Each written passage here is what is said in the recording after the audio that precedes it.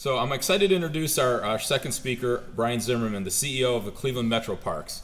The Metroparks are one of the Northeastern Ohio's jewels. It is something that I think many of us enjoy, and really, when through my fortunate travels to other cities, do not have what we have here.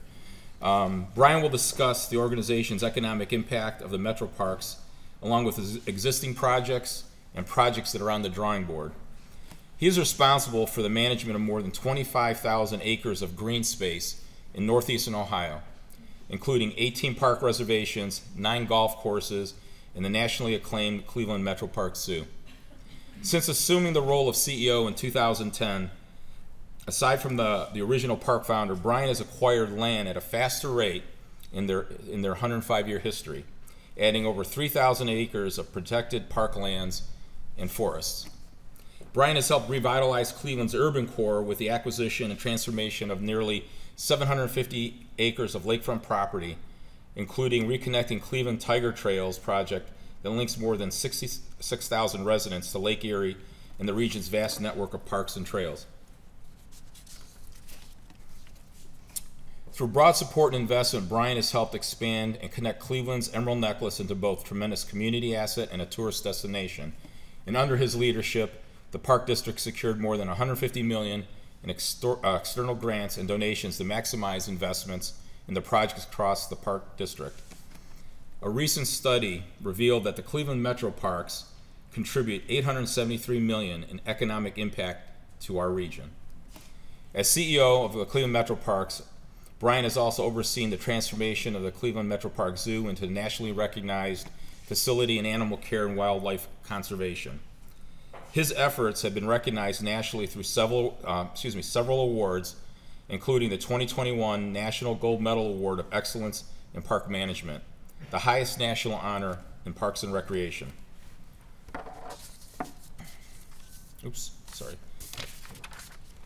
The Gold Medal Award was the 5th gold medal in Cleveland Metroparks history and second awarded under Brian's leadership. And lastly, Brian has also recently received in 2023 Leadership Award from the Harvard Business School of Northeastern Ohio, the 2023 Smart Business Smart 50 Award, and was named one of Ohio Business Magazine's most influential leaders across the state. With that, I welcome Brian. Thank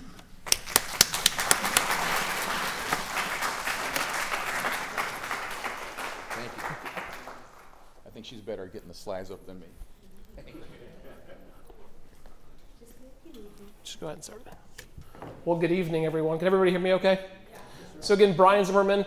The camera guy told me not to move, but that's going to be very hard. I don't really sit still. My staff knows that I don't sit still. Frank knows that. I've probably known Frank 12 of my 14 years here. He came to visit me in the office. Frank lived in Brecksville and still lives in Brecksville. What I love is he felt comfortable enough to come visit me. Not sure what's going on there. Can I just not use the mic? I would love to not use the mic because then I could just wander around as best as possible. Can everybody still hear me in the back okay? You guys are good? So again, Frank I've known. What I love about what Frank did is that day he said, he goes, hey, I've got a conversation that I want to have. He came in the office. Remember, we had a nice conversation. Yep. A lot of politics in Brecksville, unique as it is, but it's our largest park reservation, over 4,385 some acres. And so when a constituent has a question, we take those and we take them with pride. So again, Brian Zimmerman, Cleveland Metroparks. I'm going to ask Armin Budish, what's your favorite park reservation? Armin. That's a really good answer, but not the right answer. You have to actually pick one. Amy? Acacia, very good. So Acacia is a great example. So the reason I asked, I knew it was going to be Acacia because I've talked to Armin and Amy a lot. The very unique thing about Acacia kind of starting out, because it was about economics. And so why did Metroparks choose to take over 155-acre Donald Ross golf course and turn it into a park oasis? Why? Because a donor worked with the Conservation Fund and donated $14.75 million to the Conservation Fund to purchase the golf course and then turn it over in perpetuity to the Metroparks. So Metroparks had no money involved in the purchase and acquisition. What was very unique about it is the Conservation Fund allowed us, they said, well, you can run it for a golf course as 1 year, right? This is about economics. You can run it for 1 year, but you have no equipment, you have no staff, you have nothing in the clubhouse, or we'll give you $500,000 to start the restoration, and if you start that, we'll give you another $250,000 when we sell the house. So what would you do? So we close the golf course and we move forward. And fast forward to what it is now, I mean, it's truly a remarkable piece of property. It's a gem for the area. The amount of people that can use the park, the numbers keep going up. We're going to work on the parking lot, and we continue to make wonderful strides. So again, I'm going to go through, I don't have any graphs, I don't have good money, I don't have bad money. All money is good, other people's money is even better. So if you have money you want to donate, we'll gladly take that as well. But again, as Frank mentioned, 5-time winner, that should not be lost on this community, and why that's really important is because it's not the prettiest pig contest. You literally have to go through and actually you're judged by your peers across the entire country through a whole process of like 200 different standards, and you get graded out on that. And it follows the strategic plan, it follows the money, it follows all those other things. But we've been a 5-time winner and a finalist a 6th time. So you can only win those once every 5 years. You cannot win them every year. We won them back to back, actually. We won them in 16 when the Cavs won, and we won it in 21, and then they extended the date. Now you can only win it, you have to go 5 years, and you cannot win it till your 6th year. Now what uniquely happened very quickly is I got asked to be a judge, and so now it takes us out for another 3 more years after that. So we are the second. We've won the most besides Maryland National Capital, but there's a lot of wonderful stats here. Animals at the zoo, golf courses, we just added Ironwood. Why do we add Ironwood? Because it was a very unique opportunity in Hinckley Township. It abuts a lot of the work that we've been doing along the east branch of the Rocky River. I'm not from Cleveland. I always assume everybody knows everything about where everything is in Cleveland, so I'm going to try to be geographic because I understand there's some East Siders. How many East Siders? How many West Siders? How many don't know where you live? Southside. There we go. Woo! Southside. So I'm a Southsider. I've said that a few times. They're like, you can't live in the South. I'm like, but Strongsville technically is South. Technically. Anyway, moving on. So we're now in our 2nd century of stewardship. So we have 107 years worth of history. And I think the next 100 years will be the best of the Park District. We talk about conservation, we talk about connection, we talk about welcoming, innovation, sustainability, engaging. If anybody noticed, it's a honeycomb. Honeycomb's very tight. It's part of the ecosystem.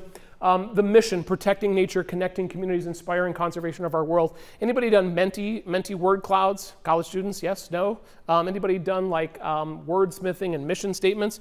They're long, painful, laborious things. So what we actually took is 40 years worth of research from the Park District, 40 years worth of research of what people thought the Metroparks is, was, and will be. And those were the words that came forward from the last 40 years. So that's how we crafted kind of this next century. And you'll see that by example of the work that we're doing, protecting nature.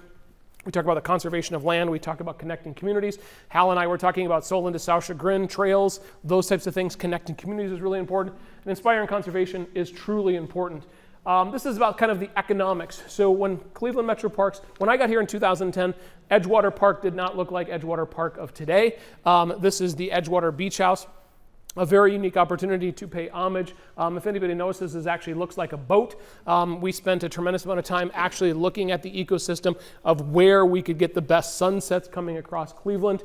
I would call it the snack bar and bathrooms there, maybe did 70,000. Our first 2 years there, we did over $1 million in economic in value. So we had our Edgewater Live concerts, we had outdoor fireplaces, full service food, open air pavilion, and then the Centennial Plaza. So this was a tremendous investment in what I would call one of the greatest assets here that we have.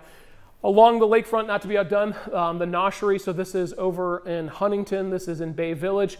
This is one of the original 9 reservations that William Stinchcomb laid out. But this is the Noshery, and we had so many people that participated. We've also most recently put in a children's place and really worked to improve this revenue from year to year. Again, from economics was sitting about $350. Now we're about $700,000 worth of economics. It turns out a playground and dads and beer and wine tend to work out pretty well. So I'll take the kids to the park, and they meet with all their buddies, and they're all sitting around the fireplace. So when you create those environments, I mean, it works. It's a very, very unique thing. So the Karen's Way play space, it was really interesting. Anybody had a sweet gum tree in their yard? Anybody know what a sweet gum is?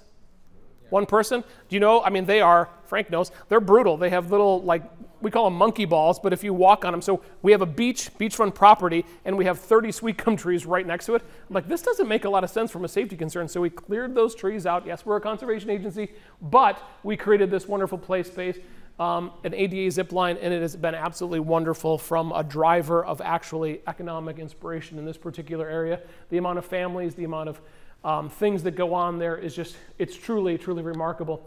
Susie's Bear Hollow, so again, our Cleveland Metroparks Zoo, what I called it when I got here was this old zoo, and it really looked like a zoo. I'm just very honest, Ken's laughing, but it did. It looked like this old zoo. You walked into it, it looked like something from the 1970s, and I'm just like, this is sad. This is not what people get excited about. I'm just brutally honest. That's what it looked like to me.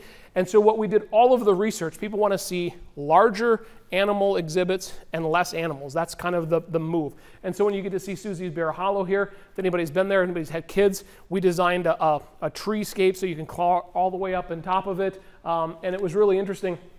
Our bears were in what they call a bear grotto, so they basically got to stay in the back, and there was a big moat in the front, and they just kind of did their thing. And now we put enrichment, which is basically peanut butter and cookies, on top of the poles, and now they climb. The very first day, the first one went up there, it got all the way up to the top like this, and it was just like, wow, I got all the way up here, and then you could see it kind of did this. Oh boy. It got the cookie, and then it just slowly slid down to the bottom.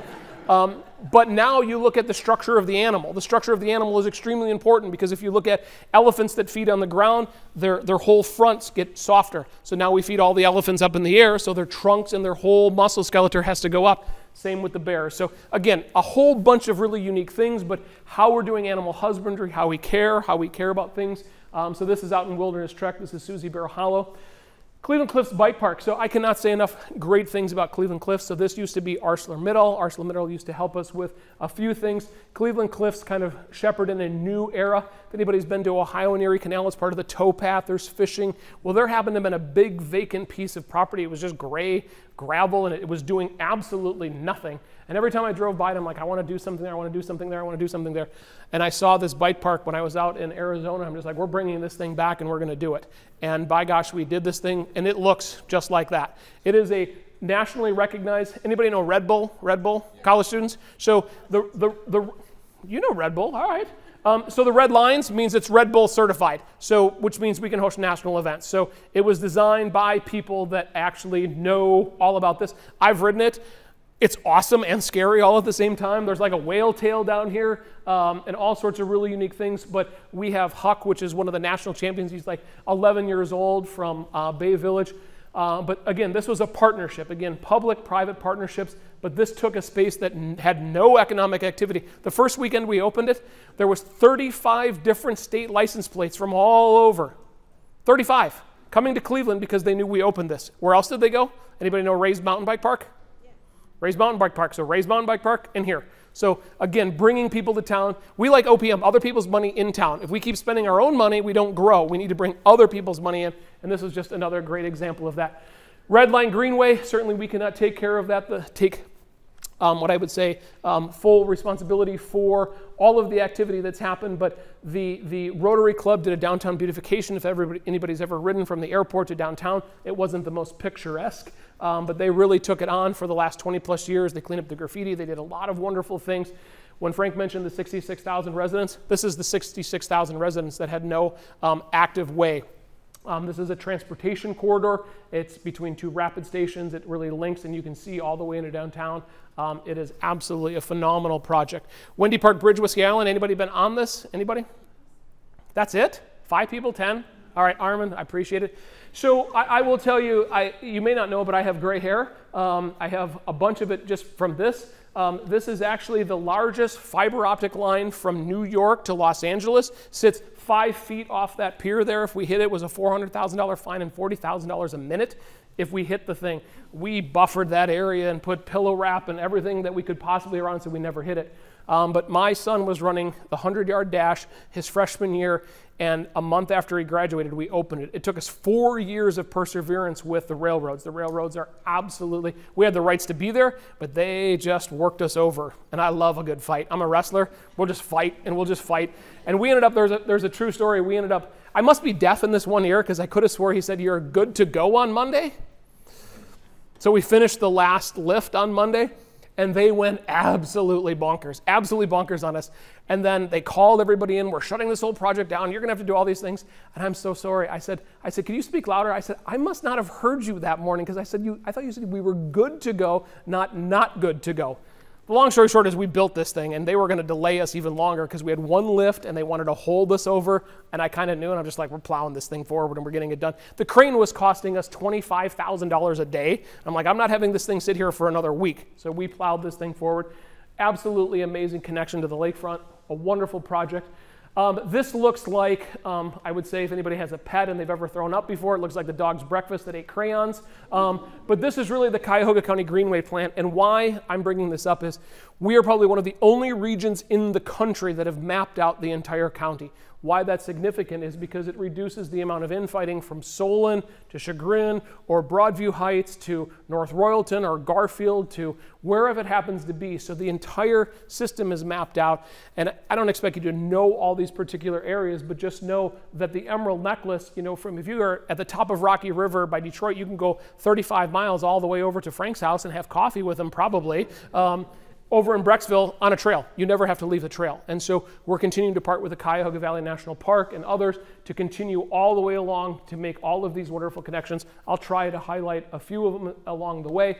One of the grants that we've just got, Sherrod Brown, $19.5 million, one of the largest in the country to fill in critical gaps. So when we talk about Slavic Village, we talk about Iron Court and Morgana Run. While that might not mean much to you, I-77, it's just I-77 corridor from Washington Park area all the way into downtown, and where it lands, right next to the division leaders, the Cleveland Guardians. It actually dumps you right out in front of the stadium. And so why that's again significant is because it's a transportation corridor. So people that maybe necessarily didn't have a car or a bus route, now they have a bike route all the way into downtown. And these other little connectors were just gaps that were not connected. So you could get to an end of a trail, and then all of a sudden you had to stop and you couldn't get any farther. So we were able to put all those together for $19.5 million. ODOT took an interchange away and then added part of the trail that they're building, but all of those things are coming forward. If anybody's been to Euclid Creek, the original, that's one of the original 9 reservations like Huntington, we will connect probably in the next 5 to 7 years all the way to the lakefront. So at that point in time, you'll be able to go. There happens to be a very large railroad and an interstate that we have to go through and around. And so those things are not inexpensive or without their challenges, but just know there's another connection point on that point in time over there. So critical gaps, regional links, all those wonderful things are kind of moving forward. So this kind of breaks down, again, all of the purple. It breaks down the Morgana Run. You can see the little blue line there. That didn't exist. Garfield Park, we're working with County Executive Ronayne, the Sewer District, and others to go down from Warner Hill all the way down Garfield Boulevard. Anybody been on that before? Anybody? Garfield? It's like 8 lanes of traffic. I mean, and there's like 2 cars on it each day. So we're going to skinny the whole thing down. We're going to put green infrastructure in. We're going to put a bikeway in and hone all of those things. But then all of a sudden, that reservation way over there will be connected. Not far from Garfield Park is actually Carouche Park by I-480, so our ultimate goal is to get all the way out to that end there. But then you can start to see how these things connect. The other line that's in the middle right between Downtown Connector and North, that's Opportunity Corridor. So our goal is to connect to Opportunity Corridor. So if you're going to Cleveland Clinic and you have a bike, you can do those things as well. So again, just know a lot of trails. Again, part of the mission, connecting communities. This is what we're doing. This is the work that we're doing for this community. For some of you may know that we've been working on a wide variety of projects, but I'll cover the Mandel Community Trail. So Armand, let's give Armand a round of applause real quick. So what you may not know about Armand and I worked together, I don't know, 8 years or longer. We've known each other all the way from your State House days. But the point is Armand and I created a friendship over time and spent a lot of time thinking about how to expand and how to do. And so under his leadership, we started this concept. We talked and talked, and it's like, hey, what's important? And we talked about this critical gap of East 9th. So you're talking about Rock Hall, Science Center, the stadium, when, Burke Lakefront Airport, a whole bunch of things kind of tied together, but really making this trail happen. And the question is, why now? It's like, because now is the right time to build this trail. No matter what happens with Burke, we're going to build a world-class trail. So East 9th, East 55th, we've got money from NOACA, we've got money from the county. The Jack Joseph and Mort Mandel Foundation gave over $5 million to move that forward. We've also got almost $8 million for South Gordon Park. How many people remember the aquarium? It drove me absolutely nuts that there was a tree growing from the middle of that building for the whole entire time I lived here. We got the ability to take over the park, and in 30 days, we took it down. That's an eyesore. 117,000 cars drive by that. Welcome to Cleveland, and there's trees growing out right at the epicenter of going to MLK. So this park and this renaissance is extremely important. East 55th, we'll cover some of the work that we're doing there at a later point. Again, Euclid Creek Greenway, so I mentioned that in one of the early slides that we've gotten funding for. You can see just that orange part right there, that's how close we are to actually connecting. So again, when you look at interconnectivity of these communities and these reservations, right through the middle of it, right where the writing is, that's where the interstate is and the railroad is. Those aren't without their challenges, but hopefully we can figure out how to create, to fill the transportation gap in that particular area. Garfield Pond, Garfield Heights area. So this was an original City of Cleveland owned parks outside of the boundary. Seneca Golf Course is another great example. 400 acres, their tree nursery. Anybody live out in that area? The water towers, it's the highest point in Cuyahoga County. So the water towers to hold the pressure for the system sit out there. Well, anyway, Garfield was one of the city parks. We actually worked to renovate this. We took it over in the mid-'80s. The particular location that's almost finished, we're going to open it in about 2 weeks. One of the very unique, interesting thing is the city of Cleveland, when they basically left the park, actually the Huff riots, there was a facility there and they burned it down. And so what they did is they put iron plates over the top of it and just covered it with dirt. Little did we know when we drove a 100,000-ton excavator over the top of it and it started to hit the floor and the thing started to vibrate. We're like, we need to stop immediately. We peeled it all back and we realized they left the entire basement under the entire footprint of where the old basement was for the building. So we had to pause, we had to redesign, and that's what came out. So we used the old basement. So if you go there, you can actually see the old basement from like 75, 80 years ago. But this is going to be our youth outdoors. It's going to be kayak, try-its. It's going to be youth fishing. We reestablished the pond. It's all sorts of wonderful things in Garfield Heights. Anybody over in the Wallace Lake area? So this is Berea, Middleburg Heights. We had a very utilitarian building over there. This is actually going to be what we call a year-round facility. The improvements at Wallace Lake, new bathrooms. We're looking at a nature-based play area there as well. Again, we're trying to enhance the facilities that people get to see when they come through the park district. Cheers, Cleveland Harbor Eastern Embayment Resilience Strategy. So East 55th, East 9th to East 55th covers this particular area here. This is a BHAG, big, hairy, audacious goal. This is something that's going to take us a good bit of time. It's about $300 to $500 million. Why is it so expensive? Is because we have to do revetment all around the outside. So if you look at the apartment in the first two kind of lobes there, we'll be building those first, and then we'll be working our way through. This is the dredge material. So if anybody thinks of Edgewater Park, kind of the lower area, that was all fill. That was all fill material, done no differently 70, 80 years ago. So this will be kind of the same concept. We are partnering with a laundry list of folks to include the Army Corps of Engineers, which is one of the project partners. So we're basically trying to permit it as we go. But what it's going to do is create almost 55 to 70 acres of new green space. If anybody's had a challenge during the wintertime when the freeway overtops, that's why ODOT and the feds are involved, because they want to move the green space out farther so the interstate doesn't overtop, so commerce doesn't have to stop. The port is involved because they need to have the CDFs at the airport are almost full, so they need new places for the dredge material to go, so that's why they're involved. We're the lead there from the green space because we want to make sure that we can expand the green space and the offerings, and so this is something that we'll continue to work forward through City Council, ODNR, and a host of others, but this is something that's going to probably take the next 20, 25 plus years as we go through this. So it's a wonderful project as we go through. Anybody had dinner at Hornblowers back in the day? So we now own a barge that's a Victorian, I think it's 138 years old or something. It was a garbage barge. It was actually split in the middle and then welded together, and then they built this structure off of it. Anybody ever wake up in the night and say, hey, we should do something? Well, this is what happened. So truthfully, I said no for about a year. No. And then it was just kind of one of those, I don't know, I think it was like 3:32 in the morning. And I'm like, you know what we should do? I said, because originally, so the sailing center, which hopefully I'll cover here, but we were going to take the sailing center and move that forward. We were going to move this to East 55th. And then I realized how hard it was to move a barge. And I'm like, so we moved it all the way over to Wildwood. Best decision we ever made. We ended up paying pennies on the dollar for it. We've already raised more money than we paid for it, and we're going to raise another $2 million to retrofit it. So it'll be a classroom on the bottom level. We'll have programmatic elements on the second level, and then the way we're going to situate it, you have the most amazing views into downtown. So we'll actually have a liquor license there, so in the afternoons and evenings you can have a glass of wine. We'll have a playground near this, but this is probably one of the most unique things that we've ever done in our history. So again, Hornblowers. Jim Prevost and his team said, yeah, we'll move this thing. They hooked right on, pulled the thing right out, and sent it right down. I was like, this is awesome.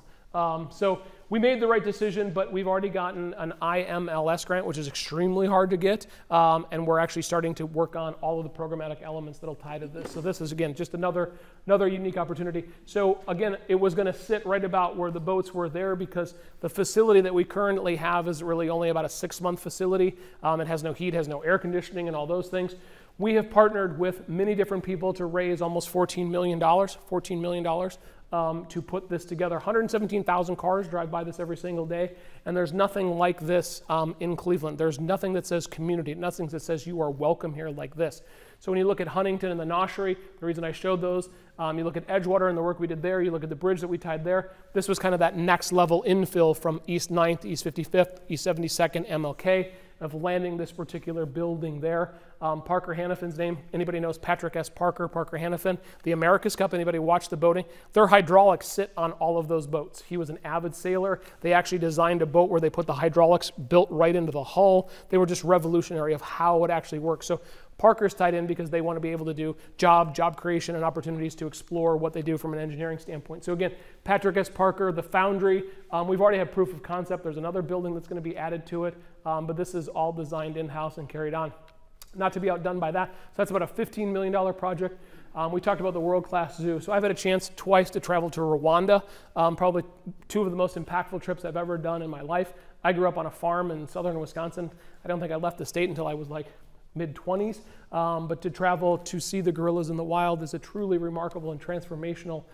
We started out with 1 bachelor gorilla, Makolo, 4 females that didn't seem too interested in him for a period of time. Fast forward, now we have 2 full babies on the ground that he is the father of with 2 mothers, and then we were the recipient of an animal that came from the Fort Worth Zoo. Really, we were working on this well before all of those things happened. ETFE, anybody going to watch a football game over the weekend? The Raiders, it's ETFE. SoFi Stadium, the Rams. All of this is translucent. If you see inside of there, there's trees that can literally grow inside of there. The gorillas will be able to move just like they would be in the forest, and it's truly remarkable versus kind of the design that we did. Cross country, if anybody has a mortgage with them, they've been absolutely amazing. They stepped up with a $10 million donation right out of the chute and said, we want to do this for the zoo. We want to do something that's transformational. So you'll see the forest gallery as you walk in. Orangutans.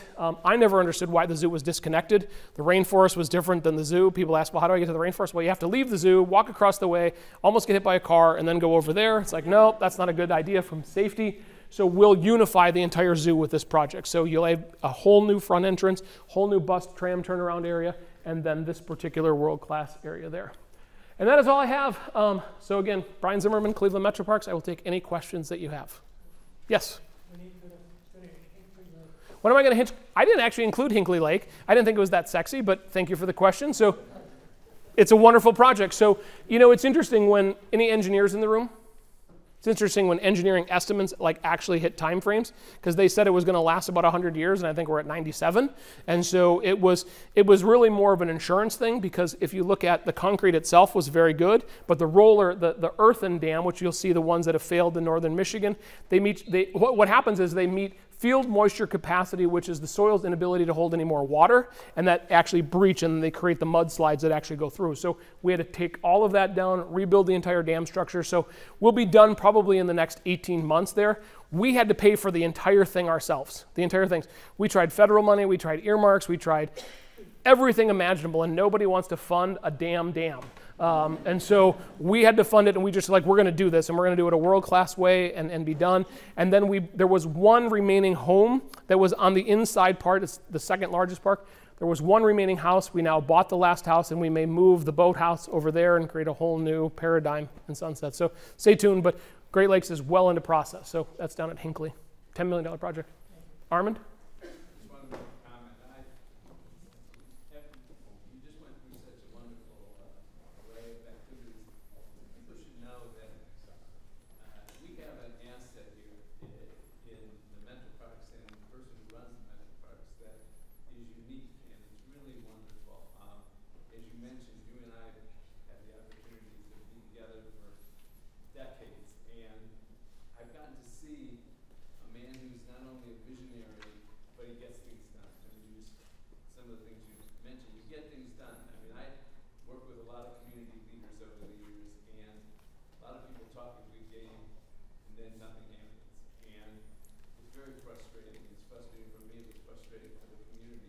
you get things done, and I want to emphasize that. It's really wonderful. You know, that when my wife and I returned to Cleveland, as you said, the zoo was terrible.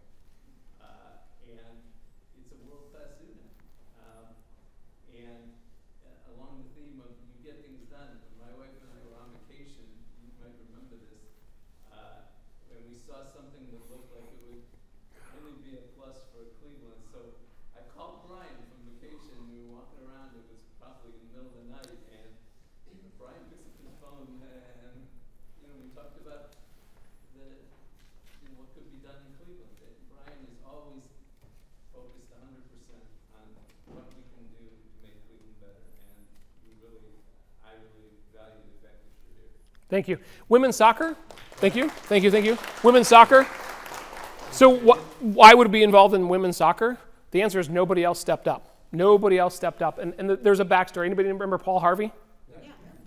Finally, a group that remembers Paul Harvey. Like, I grew up, we had 3 TV channels that were black and white. I was the remote, and we got to listen to Paul Harvey. Paul Harvey is the rest of the story. So there's always what you hear, and then it's actually what really happened. What really has happened is that, and I'll quickly back up, the towpath was being built. Towpath being built, Interbelt was being rebuilt. ODOT was responsible for part of the towpath being built by Sokolowski's restaurant. They had a section, we'll call it 150 yards. They were building it as part of the build out. What also happened is that the City of Cleveland government institution asked for 2 parking lots next to the Fire Museum, kitty corner to Progressive Field. They said, we want 2 parking lots. When it was time to turn the 2 parking lots over, the city said, yeah, we don't really want them anymore. And ODOT's like, we're not in the parking lot business. Interesting. All right. How do we work this? And so we figured out a deal to take on the parking lots on both sides and monetize the one side right next to Progressive Field. We've done very, very well. Very, very well. There happens to be a very big gravel parking lot next to it, which is where the soccer stadium is going to sit. Anybody that works in government can sell to government easier than it can sell to the open market. We actually got an appraisal approved from a number of years ago that they certified as correct, and so we were able to buy it at a very, very, very low price. Metroparks is held harmless. We have $250,000 in escrow from the team, and we have the $4.5 million if the team goes green, which means we get the franchise, then they have to deposit the $4.5 million for the land. So we are held harmless. We will only own the ground lease. We are not owning a stadium, but we were the agency that actually facilitated it to potentially happen. There's an ownership group that is robust. So if it's awarded, it could be a game changer because there are no women's dedicated professional sports fields in the state of Ohio. So we wanted to facilitate that. That's why we got involved. And I just said yes. I'm like, how can we say yes? My attorneys know it's like, you don't tell me how to say no, you tell me how to say yes without getting me in trouble. I have a question on the fact that Metroparks is really defined on sustainability. How much pushback are you getting from the other governmental agencies like the Ohio EPA or other government agencies to stop you from being sustainable? I apologize. I didn't know. They want to. So you are all about sustainability. Yes. And that's great. But I moved here from California 10 years ago. And the amount that people cared about climate change in California is very different than the amount that people spend on climate change here. How is it different? How is it different? Some people here don't believe in climate change. I've not heard that before, but okay. Oh, okay. Well, from the people that I've talked to. So I was just seeing, were you getting a lot of pushback from the other agencies that you have to work with to make these projects complete? No. Armin knows me. I'd rather reach out and figure out how to make it better than not do it at all. And so when you actually can figure out your common goals, it's amazing what you can actually get done. And if you don't care about your ego or anything else or who gets the credit, you just plow forward.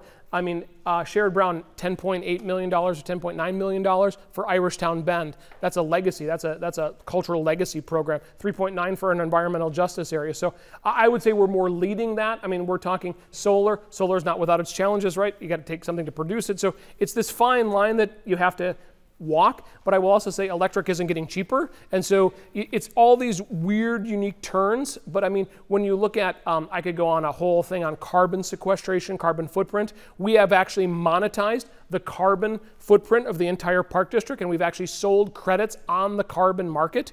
Only park district in the country.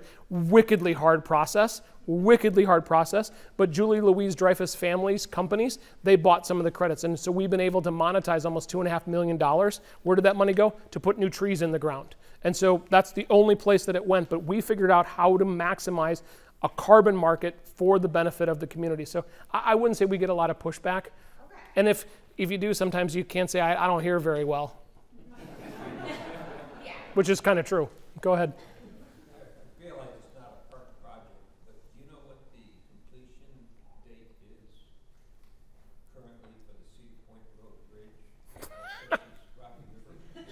Are you a plant?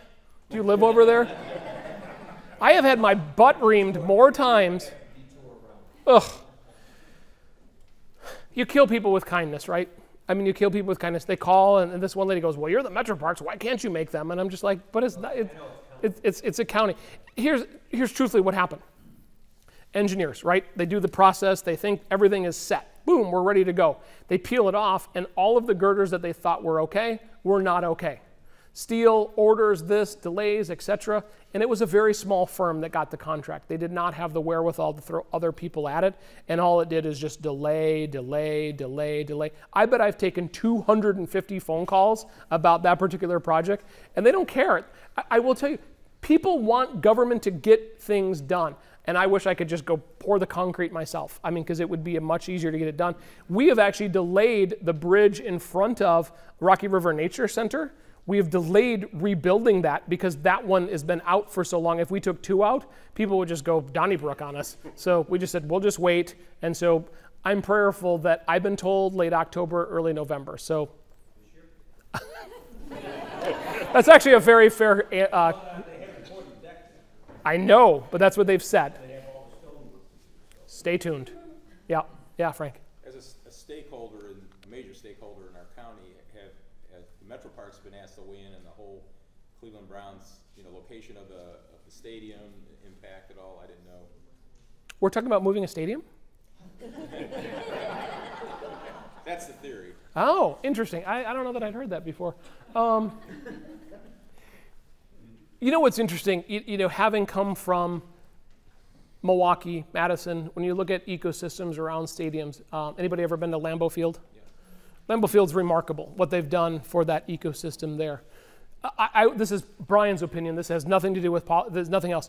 Your northern neighbors are fish. Your western neighbors are the port. Your eastern neighbors are a museum and the Rock Hall. Your southern boundary is a freeway and a railroad. It's probably not the most ideal place for a stadium, just to be very frank. Just logic would say that you wouldn't. Now nostalgia and opinion, lots of people have those. So it's got to stay there. Like I'm not so sure. I'm not from here, so I don't have a nostalgic. I don't have a heartwarming feel to keep that stadium there. Should it go to Brook Park? I don't know. It all becomes it's math. It's a math equation of how to put the math together. If you look at 455 acres due east of there, what can happen there? I mean, garbage. We hear all the different stories, but it's time and money. If you can spend the time and spend the money, you can do it the right way. So all I'm saying is that I think the rhetoric between, I can speak freely, between the agencies has calmed a little, and I think there's some more work being done. I don't know exactly the outcome. We have a plan either way. We're going to build trails right to the one in Brook Park, or we'll build, we're already going to build the one in front of it. So we've got our part that, bless you, that we're going to do. But I think, anybody been to Tennessee Titans? Yeah. The stadium is right here. They're building the next stadium right next to it. Make no mistake that they're thinking that way. I mean, can they find a site that they can flop another stadium to? So all I'm saying is that they're shrewd business people, and you have better economics in Brook Park than you do in Cleveland. So that's a fact. Anything else? I'm between you and going home tonight to watch. You got one more? No. Frank. I gotta just come up and all right. All I can say is thank you so much for supporting Metroparks. We love all of you. Keep using the parks.